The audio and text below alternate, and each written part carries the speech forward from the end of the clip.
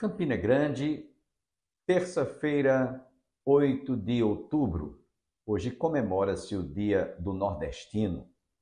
E nós que somos nordestinos devemos a cada dia celebrar esse dia que é todo nosso.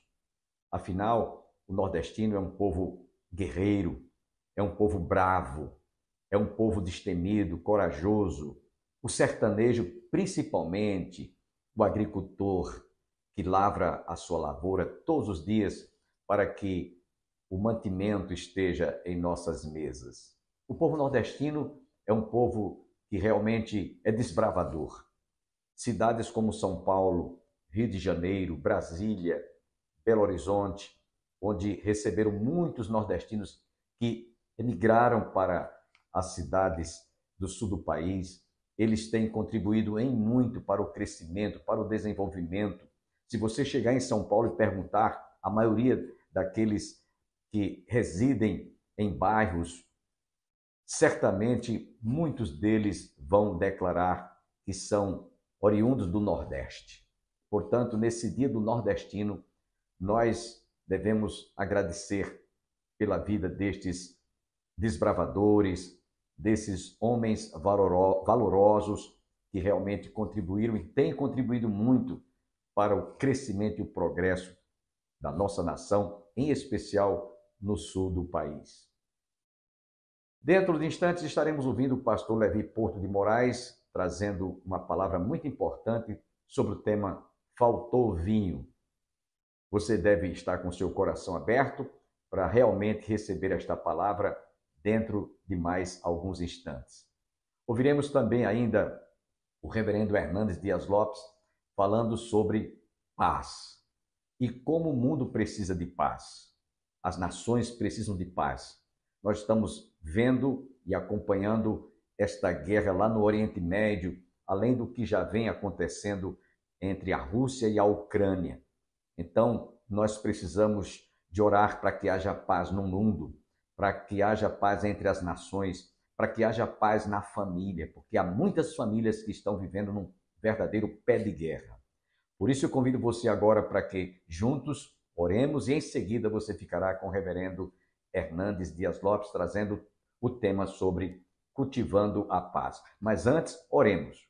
Pai, obrigado por este dia que o Senhor está nos concedendo, o privilégio e a oportunidade de adentrarmos nos lares para trazer a tua palavra, palavra de salvação, de esperança e de paz. Abençoe a cada família que está conosco nessa oportunidade e que a tua paz reine nos corações, que o príncipe da paz, que é Jesus, possa ser entronizado no coração de muita gente.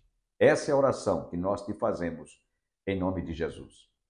Fiquemos com o reverendo Hernandes Dias Lopes trazendo o tema Cultivando a Paz. Arnaud Toynbee, egrégio historiador, disse que a história da humanidade é a história das guerras. A terra está encharcada de sangue, vítimas das guerras. O século passado foi abalado por duas brutais e sangrentas guerras mundiais. As duas ceifaram mais de 90 milhões de pessoas. De lá para cá, muitas outras guerras explodiram. Guerras étnicas, guerras tribais, guerras religiosas, guerras por interesses econômicos. Agora, mais recentemente, com a invasão da Rússia à Ucrânia, estamos vivendo este terror novamente, alarmados, porque só o arsenal que Rússia e Estados Unidos têm dá para destruir o planeta 16 vezes. Uma terceira guerra mundial não teria vencedores e nem vencidos. Por isso, é tão importante nós levantarmos monumentos à paz, cultivarmos a paz, sermos pacificadores. Porém, eu estou convencido de que nós só teremos paz se nós nos sujeitarmos ao príncipe da paz. Aquele que nos transforma em pacificadores. Então é necessário afirmar, e afirmar com todas as letras, que hoje é dia de promover a paz.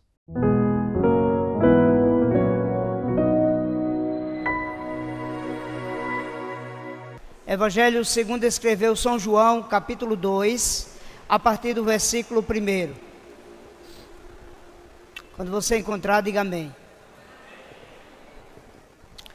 3 dias depois, houve um casamento em Caná da Galileia. E a mãe de Jesus estava ali. Jesus e seus discípulos também foram convidados para o casamento. E tendo acabado o vinho, a mãe de Jesus lhe disse: eles não têm mais vinho. Amém? Só até aqui. Eu quero repetir este versículo último que nós lemos. E tendo acabado o vinho, versículo 3, a mãe de Jesus lhe disse: eles não têm mais vinho. O processo da criação do universo demorou 7 dias, e a palavra de Deus diz que toda a criação se compôs de 6 dias, e no 7º Jesus descansou. E da mesma forma que o processo se deu em 7 dias, os judeus, eles também criam que o processo de inicialização de uma família deveria-se, no mínimo, demorar também 7 dias. Era comum as festas de casamentos durarem entre 7 e até 13 dias, porque eram dias e dias comemorando ou agradecendo por mais uma família que estava sendo constituída. Se você observar comigo o início do texto, o apóstolo João, o evangelista, ele vai dizer assim: olha, e ao 3º dia havia ou estava dando-se uma festa de casamento. Se você observar o processo da criação lá em Gênesis, nos primeiros capítulos de Gênesis, você vai ver que o único dia em que existe a citação 2 vezes de que viu Deus que aquilo era bom é justamente no 3º dia da criação. No 1º dia diz que Deus viu que aquilo era bom, e no 2º dia também uma única citação de que Deus viu e disse que aquilo era bom, e nos outros dias também, mas exclusivamente no 3º dia Deus diz 2 vezes que aquilo era bom.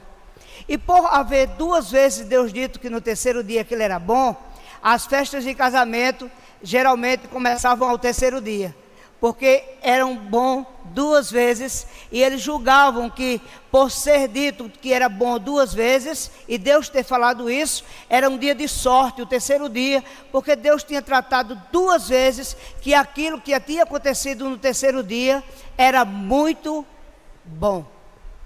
As festas de casamentos e a cultura judaica era muito interessante. Hoje, nós fazemos festas de casamento e vamos a festas de casamento, e no máximo elas duram 3, 4, 5 horas.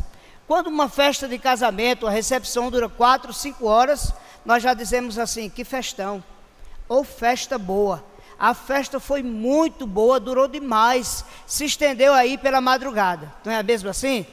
As festas dos judeus, elas duravam 7 dias, ininterruptos. Isso era normal naquela comunidade.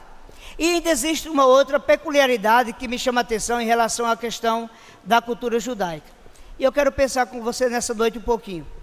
Quando nós estamos ficando adolescentes, jovens, nós começamos a nos enamorarmos de uma mulher, a mulher de um homem, e nós nos conhecemos, e depois nós noivamos, e depois nós nos casamos. Esse é o trâmite legal na cultura do nosso povo. Lá na cultura judaica era diferente. O casamento não era realizado por amor. O casamento era um contrato, onde os pais conheciam outras famílias, eles firmavam um contrato entre aquelas famílias, e o que ocorria? Os filhos eram prometidos ainda na sua plena infância. Mesmo que não se conhecesse, não existia esse sentimento entre eles. Eles eram prometidos, e a moça, quando ela ficava por volta de 13, 14 anos, e havia a primeira menarca, e ela já estava pronta para o casamento, o noivo a visitava, ou ele mesmo, a casa dos seus pais, ou mandava uma pessoa lhe representando. E naquele dia que o noivo chegava lá, ele levava um presente para aquela noiva.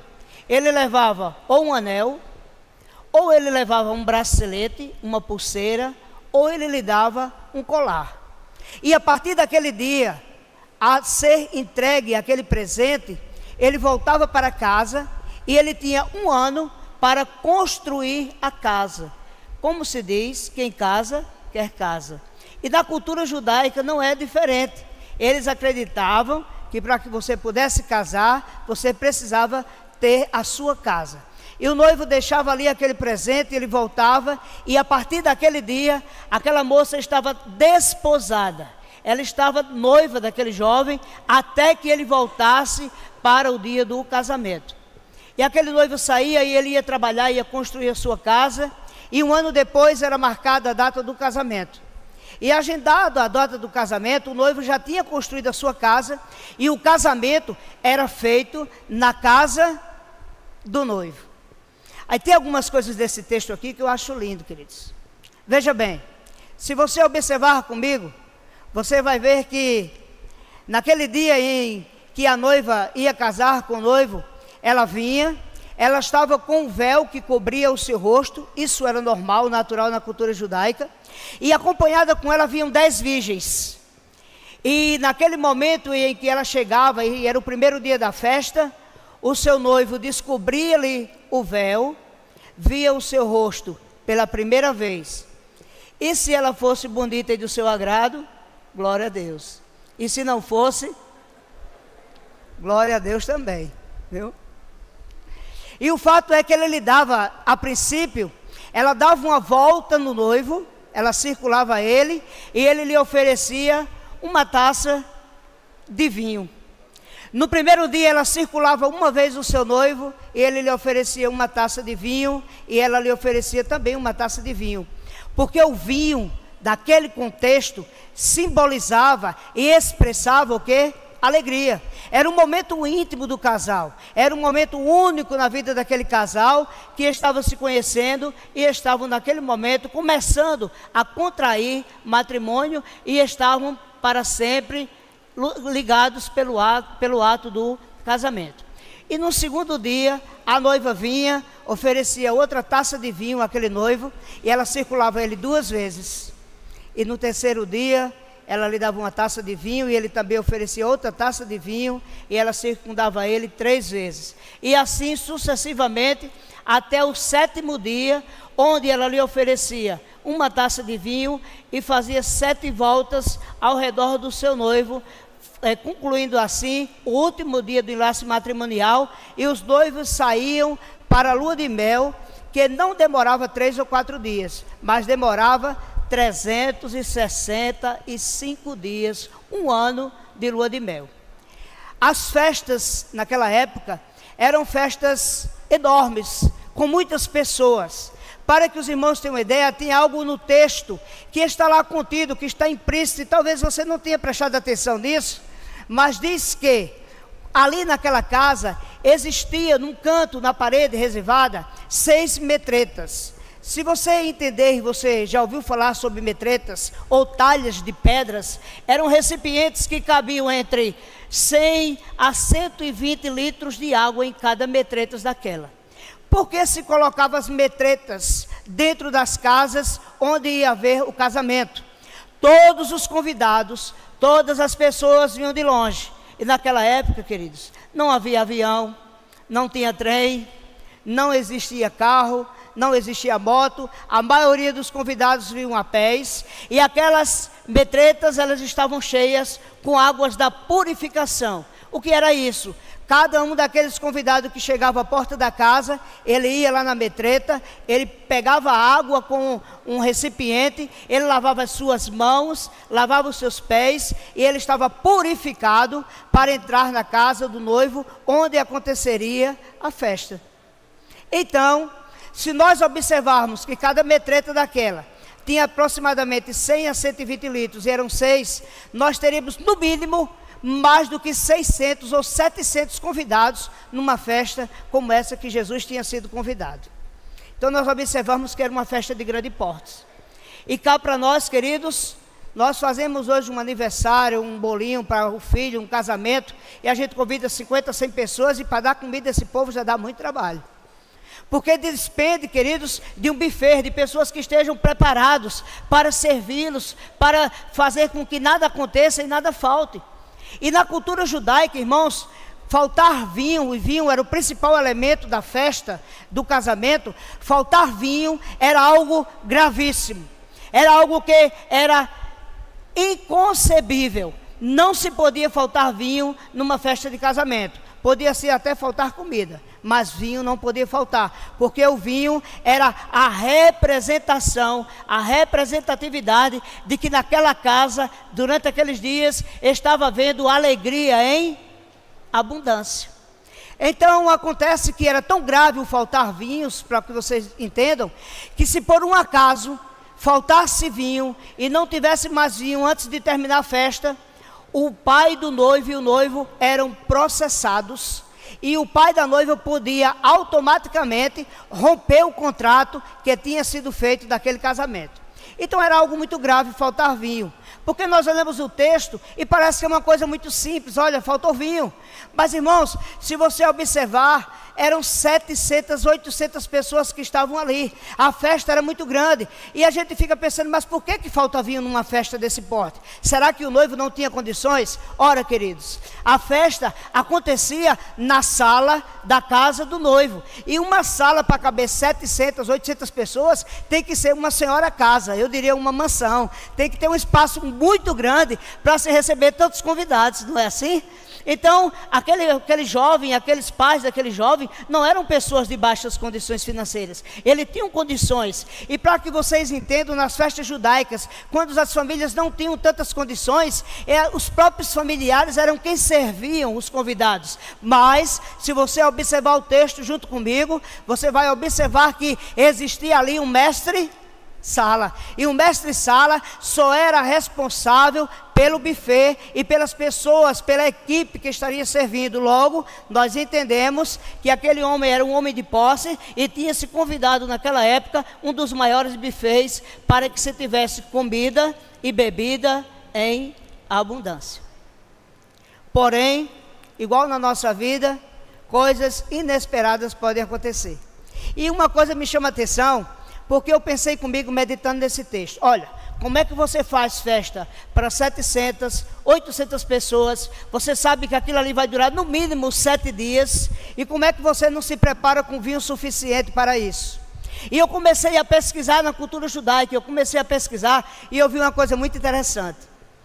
Quanto maior a festa, mas também tinham pessoas que não eram convidados, porque era contra a cultura judaica as portas da casa do noivo estarem fechadas. Então, durante a festa, se fosse 7 dias, as portas estariam abertas 7 dias. E todos os convidados vinham e tinham livre acesso. Porém, muitos, dezenas e centenas de pessoas que não eram convidados, que eram curiosos, que estavam nas redondezas, que queriam saber o que estava acontecendo, também chegavam.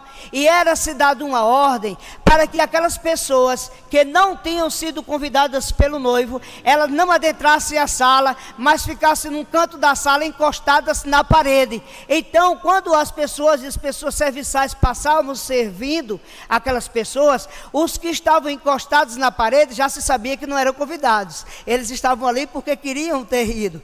Porém, entretanto, muitos, ao ver passarem as comidas e as bebidas, eles desencostavam da parede, eles acabavam consumindo também. E pode ser um dos motivos que fez, se nós analisarmos friamente, com que tivesse acabado ou sido consumido mais vinhos. Pois bem, ao terceiro dia Jesus estava ali, Maria tinha sido convidada, e ainda existe uma coisa que me chama muita atenção, é que nessas festas judaicas, eles dividiam as pessoas por classes. Os ricos, os nobres, tinham as primeiras mesas lá na sala, nos primeiros lugares. Depois vinha a classe média, e depois a classe baixa, e depois aqueles que não eram convidados, e depois as portas ainda estavam abertas para os inimigos. Para os inimigos, pastores? Sim, queridos. Os noivos abriam as portas até para os seus próprios inimigos virem à sua festa e observarem e verem a sua alegria. E muitos daqueles inimigos consumiam vinho além, comida além do que se normal, com o desejo de que se acabasse o vinho e a comida e a família passasse por vergonha. Então é uma coisa estranhíssima para mim e para você, mas isso era normal acontecer dentro das festas e da cultura judaica. Queridos, uma coisa que me chama a atenção, e se você observar o tema que nós colocamos na nossa mensagem desta noite, foi: faltou vinho. Em um momento da festa, estava todo mundo se alegrando, e quem sabe estava uma alegria muito grande, todo mundo comendo e brincando, e a gente quando está em festa é aquela alegria, e um conversa, e um fala com o outro que está na mesa, e todo mundo está feliz, e a certeza de que sempre vai estar sendo abastecido, mas de repente, certamente alguém, lá onde estava sentado, olhou para o outro e disse assim: chegou vinho aí na sua mesa? E o outro disse: rapaz, faz um tempinho que não chega vinho. E ele disse: de verdade, já faz mais de meia hora que não passa vinho aqui. Aí outro escutou e disse: aqui também não. E aquilo, quem sabe, saiu de mesa em mesa e chegou aos ouvidos de quem? De Maria. E Maria procurou a quem? A Jesus.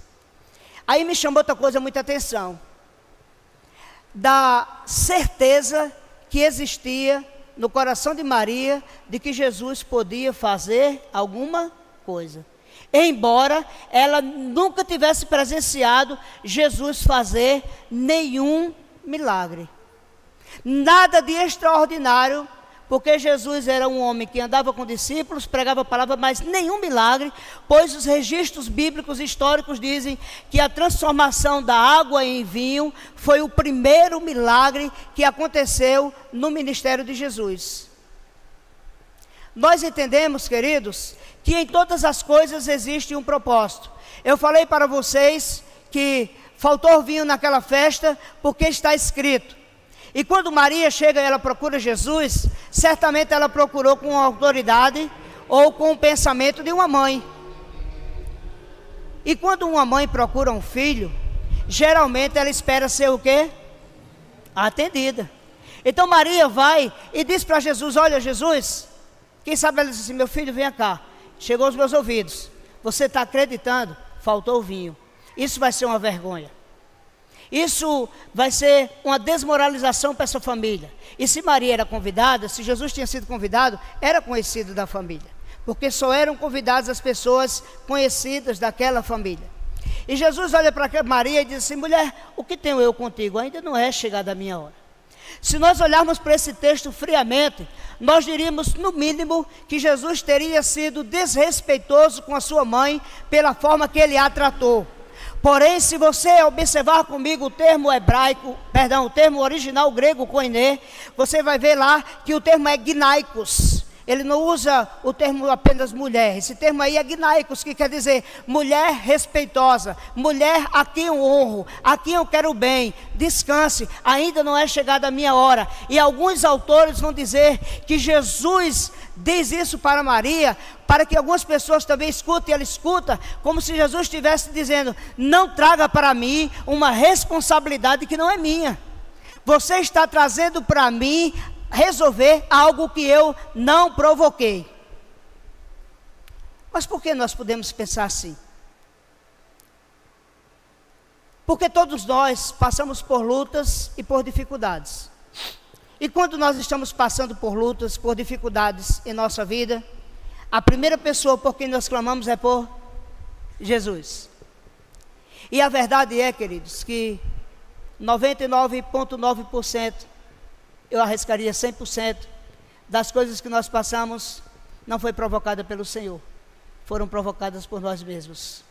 E nós corremos ao Senhor, porque em algum determinado tempo da nossa vida, da nossa alegria, ela foi tirada como um vinho cessou na festa de casamento. E o que é que acontece quando acabou o vinho? Quando acaba o vinho, cessa a alegria. E se acabou o vinho, é porque aconteceu alguma coisa. E se não tem alegria, é porque algo muito sério está acontecendo. E quando acontece algo muito sério na nossa família, na nossa casa, no nosso emprego, na faculdade, dentro do nosso relacionamento, nós precisamos recorrermos a alguém que possa fazer o vinho voltar e trazer alegria às nossas vidas. Maria sabia disso, e Jesus olha para aquelas metretas e diz assim: enche-as de água. E eles encheram. E é interessante, você sabe para que as metretas serviam, não é isso? Acabei de falar para você. Era uma forma de haver uma purificação. Eles se lavavam. Porém, Jesus, quando manda encher aquelas metretas, e elas são cheias, e elas se transformam em vinho, agora a purificação não é mais externa. Eles agora vão consumir aquele vinho. E se houver alguma purificação, porque Jesus é o bom vinho, a purificação agora é interna.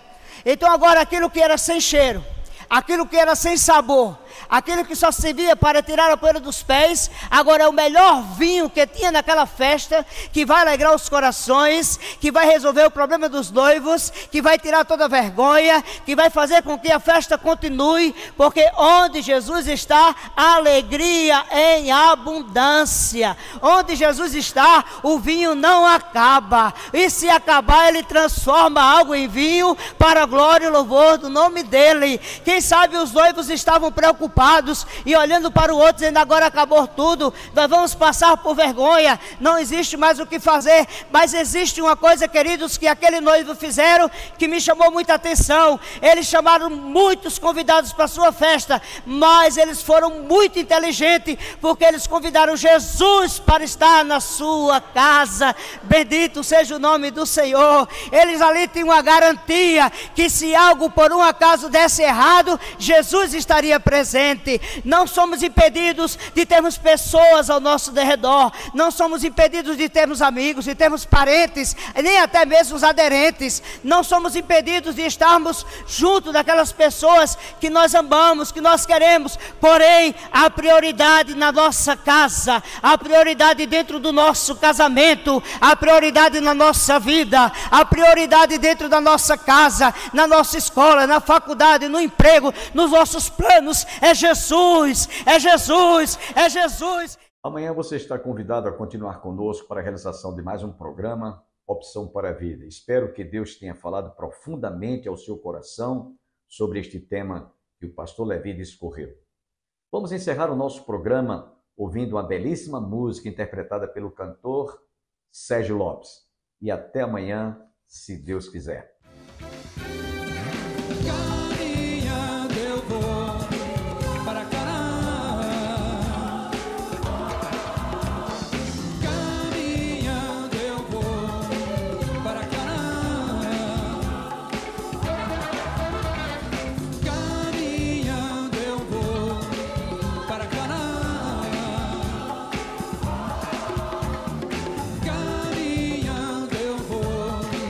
Para Canaã.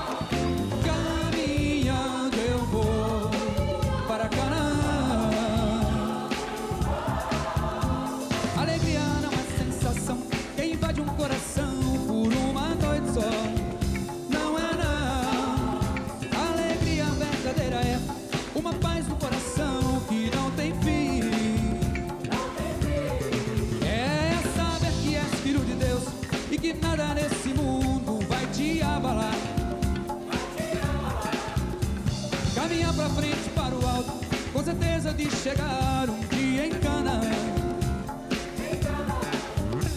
Vim aqui te avisar que a solução chegou, tua vida vai mudar. Me acompanhe porque agora